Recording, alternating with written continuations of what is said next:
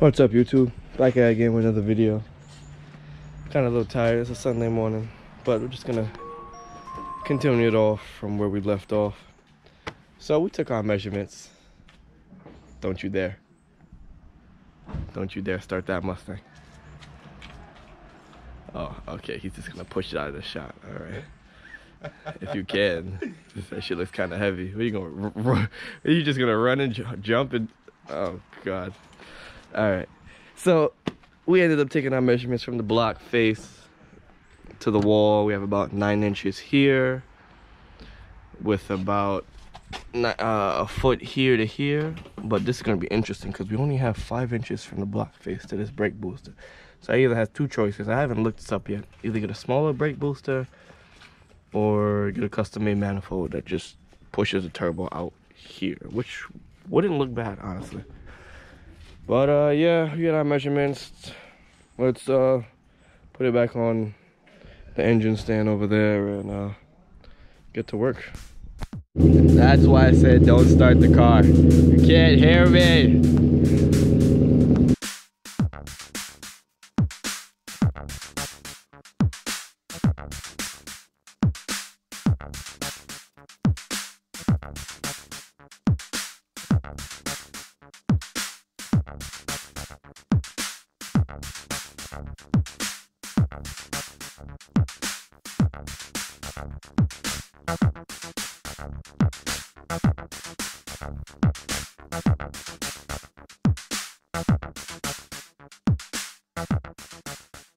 Alright, now that she's back in the work garage, we're going to start to, I guess, introduce some of the parts we're going to be throwing on this engine. So, we're going to start with the intake manifold. Looks nice and fancy, huh? For all you Evo 8 and 9 owners, you guys know what this is. This is the eBay Special. Why did I buy the eBay Special? Well, we're going to be doing stuff like this.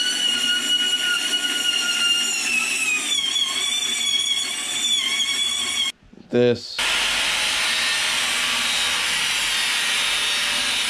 And this.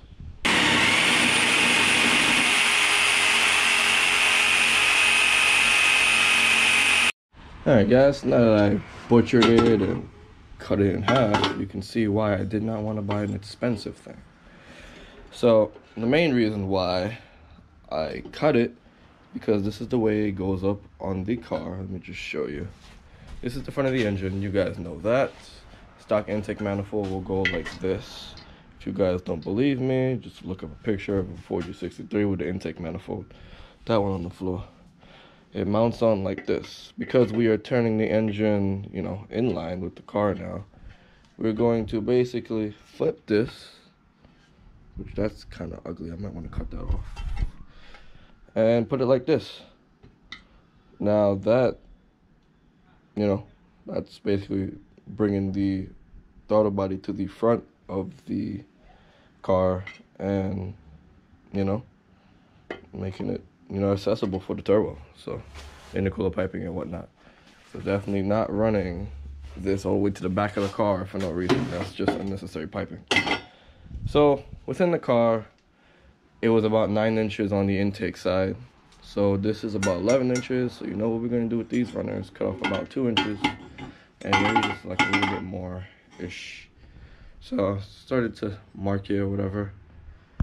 But I think I might need to trim down this little, what do you call it? Fuel rail mount.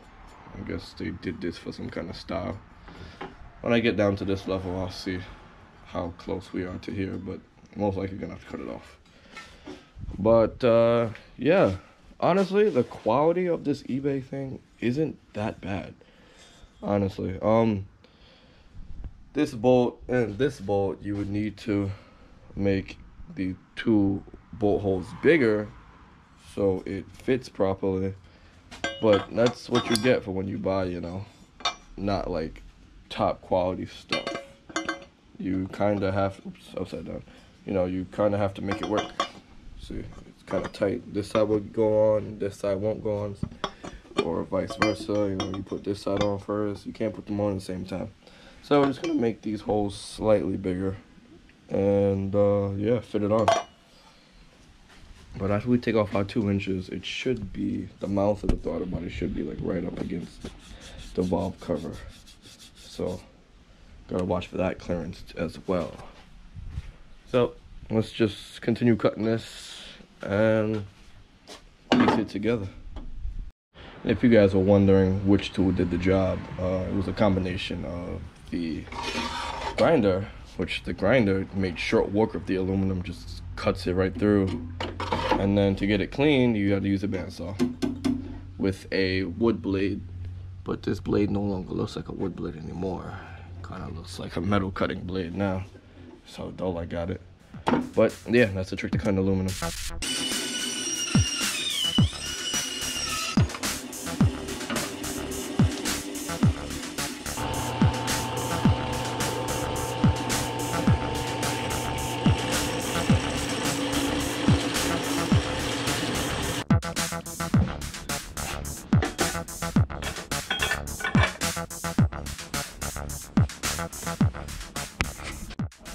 Alright, so now that we have this all cut down to size, try and hold it up and measure it again, but we might need to cut more into the block, seeing that I have lots of space here in between the valve cover and the intake manifold plenum.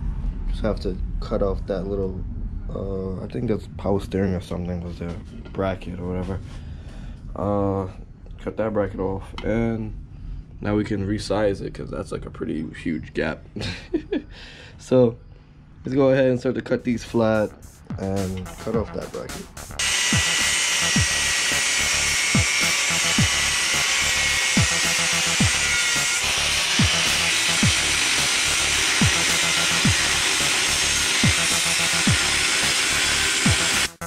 Alright, next day here, and fuck my life, everything got corrupted, so you guys don't even see what I did. But I guess I'll just fill you guys in again. So I finished cutting this off. Cut this down to size. A little bit of gaps in between, but that can be welded. Hopefully all TIG welded. Alright. Decided to move to the front of the motor. It was a little hack job, but I took the grinder and my Dremel and cut out a little window. I like it better that way, because why not? I know they sell clear ones, but you know, fuck it.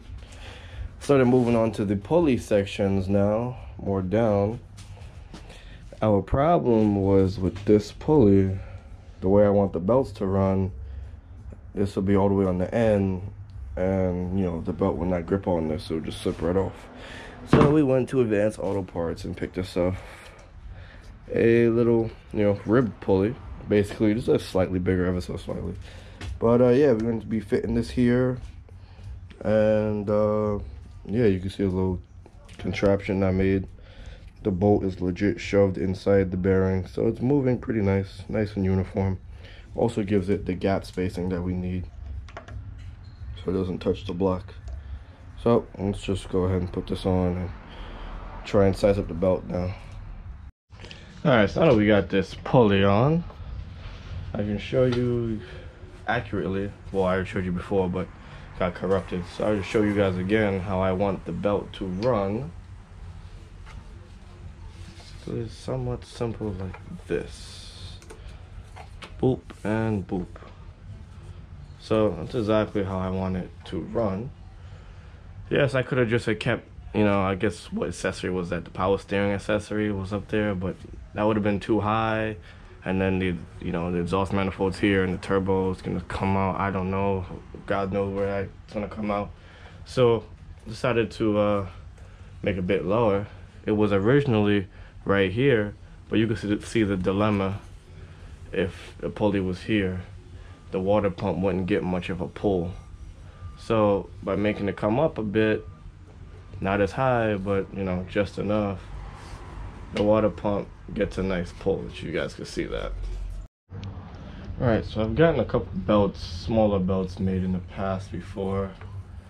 So you basically just want to take like a piece of string or twine or whatever and pull it around the way you want to do it, and just tight, you know, oh shit, just make sure it doesn't, you know, slip off or whatever. But Yep, so like this, just a little bit tighter. That's basically what you want to do. You want to draw it tight as you can. Tighter, the better the measurement. And then you take this, the finished product, and you get a tighter belt than this. Now that we got our finished product here, take this to whatever auto parts store and have them get you a belt.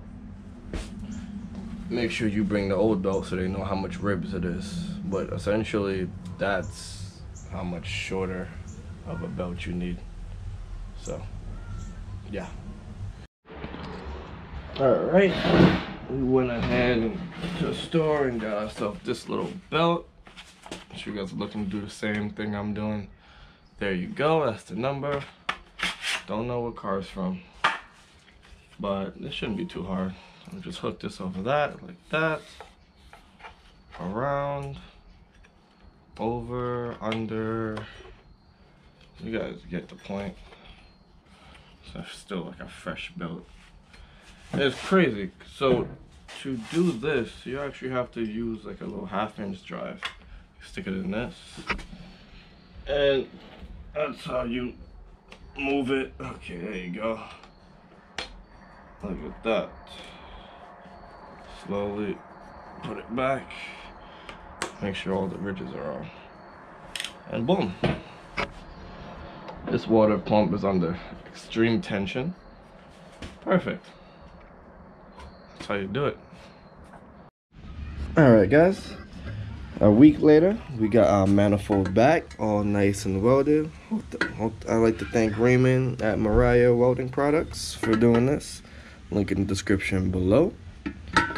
But damn guys, this just looks amazing. It looks like it actually came, you know, like this. Shorter and flipped to the right way. So let's go ahead and just test this on real quick. So we gotta move this around again.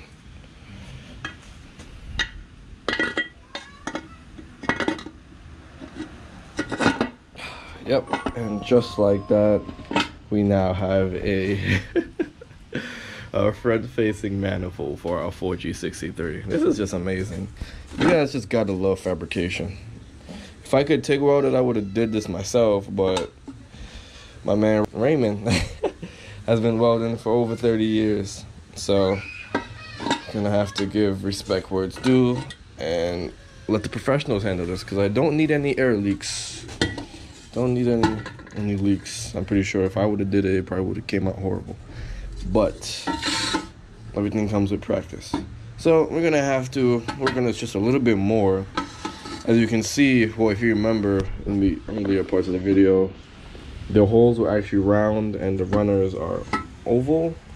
So you can see inside there where the roundness blacks over the oval, you can see. So just gonna go ahead and take our Dremel and sand it down. Try and, like, I guess, port it. And then somewhat polish it after I'm done. So I'm gonna do a bit of a machine work to this. That should be cool. But you guys just gotta love fabrication. Fabrication's amazing. But yeah, let's get to sanding.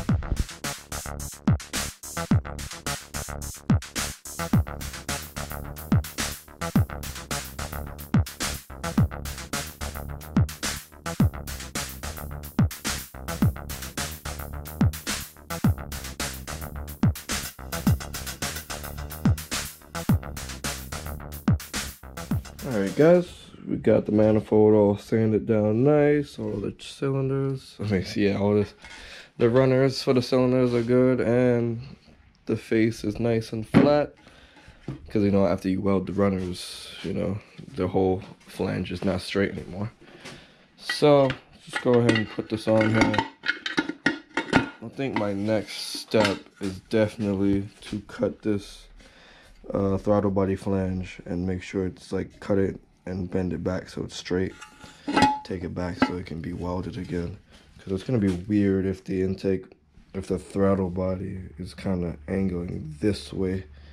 It's gonna be kind of weird, and also it's kind of hitting on the alternator, Nothing a little sanding can't fix, but I don't know. I guess I'll have to get the throttle body and see what's the verdict. But yeah, that's the plan for now. So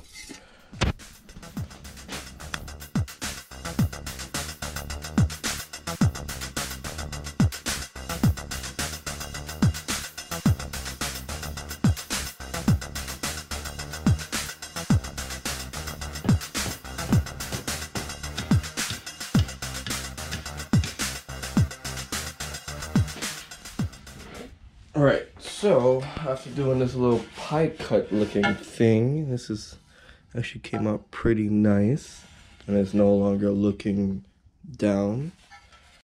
And look at that, she just looks amazing, just bolted on there. So you can see where the pie cut is. This is where I'm going to be taking it back to Raymond so he can weld it up for me again. Yeah, let's go ahead and get the throttle body on here. Try and get a good picture of how it's gonna look. Right, now for the throttle body, this is a beauty, honestly. This is just freaking huge. I think it's a 80 or 85, but that doesn't really matter. Just take a look at that. Just look at that. That's the stock throttle body. Look at that. It swims on it. That's amazing. So yeah, we're gonna be putting this on, but already off rip, we're gonna have a bit of problems. It up this way, right? And it still comes in contact with the alternator a little bit, but it's just a throttle body spacer. This kit is pretty cool, guys. Honestly, it gives you a lot more for what you pay for. Yes, there's a lot of modifications you have to do, like sand down the runners when you first get it, make sure everything is flat on the flanges, you know what I mean? But you know, this is just for my application. Just make sure whenever you buy anything cheap, just make sure you double check it, because that's basically the difference between a good quality part and a cheap quality part. It's the build time, the quality, that's all it is. So if you buy something cheap, you're gonna have to put the effort into making it work and run properly. That's just the name of the game when you buy cheap. And I wasn't gonna buy no Magnuson intake manifold, because you see the way I chopped this one up, I cannot do that to a $700 manifold. So back to this thing, we're gonna have to mount this up like this, right? And by doing that, the TPS sensor will be on the bottom, which you can see. We're gonna have to make a custom mount when the TPS sensor gets here. But we are gonna have to grind down a throttle body spacer, which is not bad because it's just a spacer and not the throttle body itself. Perfect. And yeah, let's go ahead and get this started. Alright, so scratch everything what I just said about the throttle body spacer. We're just going to run it without the spacer. Honestly, we really don't need the spacer anyways. So we just need to shave down that little corner that's touching the alternator, and we're good money on this one. Pretty hype, guys, pretty hype. I guess I'll use the spacer later on down the line if I want to add like a dry system of NOS or something, but it's whatever. Just it's perfect without it. Look at that. It's perfect without it. You don't even need it. It sticks out just the right amount from the face of the block. It's perfect. This is perfect. Cool. So let's shave down this area and figure out this TPS sensor situation. Alright guys, we're finally back. And Raymond did his thing again. Look at that. Look at those nice welds. This is 40 years of experience right here. Boom. Let's go ahead and throw it on the engine. Alright, so we got the intake manifold back on the engine now. Now we're going to move on to the next step. Also, because this was welded, this face might be a bit warped. So we're going to go ahead and call it back in with Sharpie and send it down to make it flat. But now we're going to move on to the throttle body side of things, where we got the throttle body all nice and situated. Where the hell is my sensor? We got the sensor over here. Brand new OEM, costs a lot of money. Boom. So we're just gonna make a plate that bolts onto here, that, you know, basically fits on top of this like this. And we'll be able to read the sensor, because you guys know how this works, right? This thing rotates like that, you see? And this thing rotates when the throttle body open. That's how you get your reading. So I'm gonna shove this on here, take our measurements, and make our plate.